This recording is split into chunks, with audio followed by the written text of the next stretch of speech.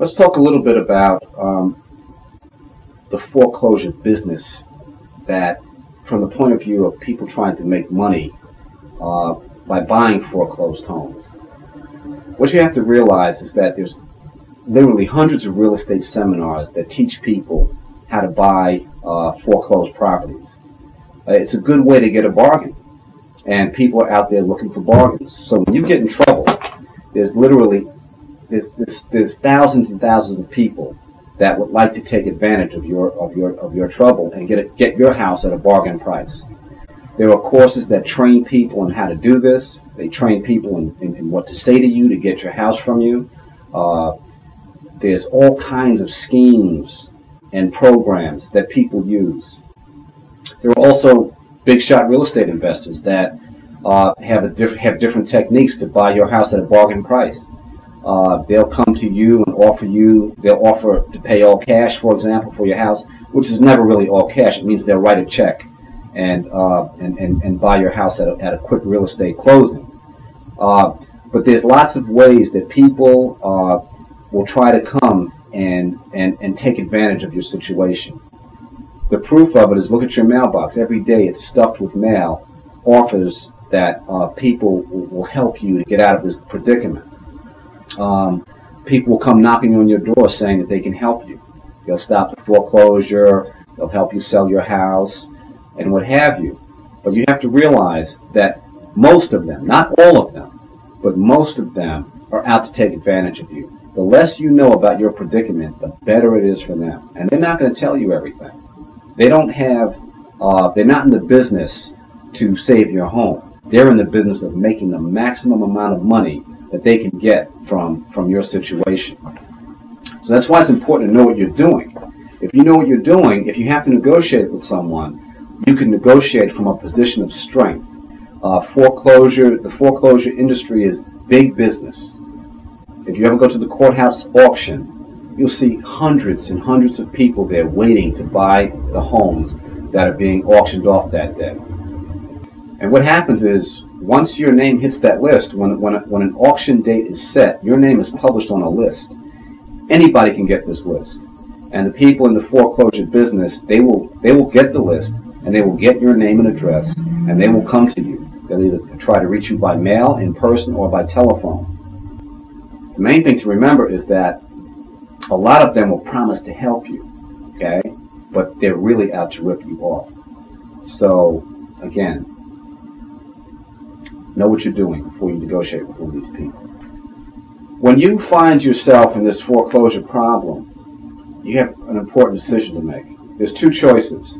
One choice is to fight to keep your home and stay there, and the other choice is to sell your home and try to get the most money you can and just get out.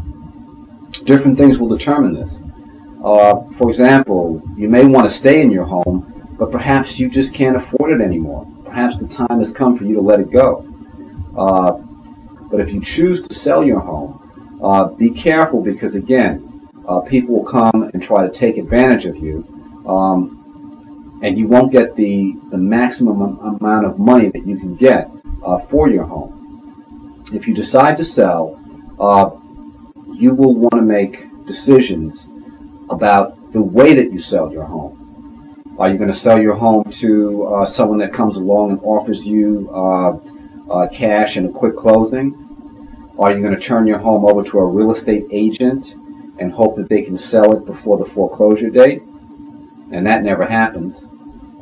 They promise you that they'll sell it quick, but what ends up happening is they can't sell it and the house gets sold at the auction. And then the other possibility is that you may want to try to sell your house on your own. You'll save a lot of money in real estate commissions. But again, that can be a difficult and time-consuming process. So if you do decide to go the route of selling your home, remember, the clock is ticking.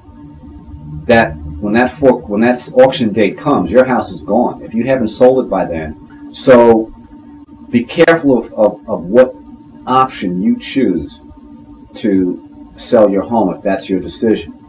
But no matter what you choose, whether it's someone who's offering you cash for your home, or whether you're using a real estate agent to sell your home for you, or whether you're going to sell it yourself, be careful about people not keeping their promises. A lot of times people will promise you something and then they won't deliver, and then more time has been eaten up and you're closer to the date when nothing can be done for you. The same is true if you want to keep your home and someone comes and offers you a refinance loan. A lot of this is very common, where a lot of times loan officers out there will say that they can refinance your home. It's very difficult in most cases to refinance a home that's in foreclosure. There are banks that do it. They're called banks that do foreclosure bailouts. But very, very often, a loan officer will come to you and say they can refinance your home, but at the end of the day, they couldn't do it.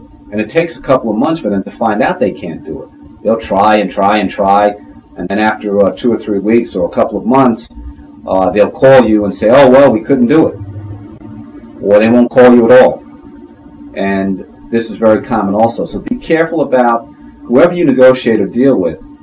Stay on top of them. Make sure that you call them every day, call them every couple of days. How's things going? I mean, have you made progress with closing the deal?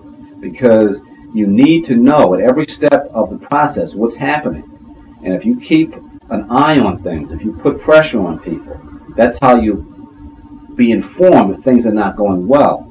If you just put a deal in someone's hands and then forget about it, that's when you'll get an unpleasant surprise after a couple of months that they haven't done anything.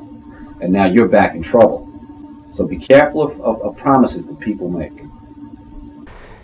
A lot of people think that declaring bankruptcy is not a good thing. But in the case of someone whose house is about to be sold on the courthouse steps, understand one thing. Remember, when you file bankruptcy, it stops all foreclosure actions immediately. It takes about 1 day to file bankruptcy. If you already have a lawyer or means to file bankruptcy, go ahead and do it. But that will immediately stop the bankruptcy. There's people that come in at the auction at the last second, right before their house is about to be sold, and they come in with the bankruptcy paperwork. The referee withdraws that house just before it was about to be sold. And a lot of people don't realize this. They don't realize that by simply filing a bankruptcy, they can get out of this situation at least temporarily. Now let's talk about what happens the minute you go into foreclosure. Your name goes on a list. In fact, we have a list right here. Here it is, the foreclosure list. Your name is on the list. There are thousands of people right here in New York, or right wherever you are, that have that list, and they want to come to you to make a deal with you. Now let me tell you what they're trying to do. Because you're in trouble, there's a lot of money to be made by these people. And that's if you don't know what you're doing. So we're going to teach you something very important right now. The key to understanding the situation you're in is this. It's called the amount of equity that you have in your home. In real estate terms, we call it loan-to-value ratio.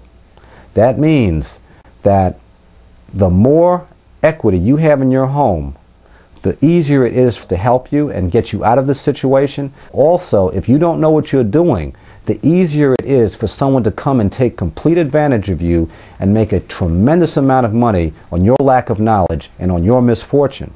So we're going to teach you how to analyze how much equity, or what is the loan-to-value ratio of your house. Here's how it works. It's very simple. Estimate how much your house is worth. Let's say by talking to your neighbors or just your best guess, you feel your house is worth $300,000.